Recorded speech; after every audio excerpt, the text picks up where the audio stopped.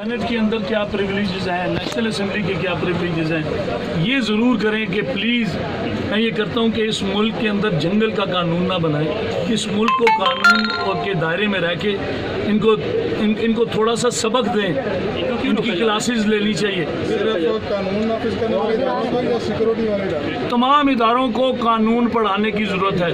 आपको क्यों रोका जा रहा है, क्या कहा जा रहा है? मुझे ये समझ नहीं आती कि मुझे क्यों रोका है यहाँ पे, कि तमाम एरिया जब हमें एक कार्ड मिलता है तो उसमें लिखा होता है ऑल एरियाज़ ऑल एयरपोर्ट्स। तमाम जगह पे एक प्रिविलेज होती है किसी भी पार्लियामेंटेरियन की कि वो जा सकता है। आज यहाँ पे मैंने खुद देखा है यहाँ पे कि यहाँ पे लोग थोड़ी सी सिफारिश कहीं दाएं बाएं से कोई एसपी का रिश्तेदार को कहीं से सिफारिश करा के वो अंदर, और अभी आप नोट करिएगा कि कितने बंदे अंदर से बरामद होते हैं। आपको भी चौधरी तनवीर साहब, ये वही एहतसाब अदालत है जहाँ पर मुझे सिफारिश आप आते रहे जी, और यहीं पर आपके नाम लिखे होते थे। क्या आज कोई लिस्ट प्रोवाइड की गई पुलिस को कि आप लोग यहाँ पर आएंगे? और कोई लिस्ट प्रोवाइड नहीं की गई जी।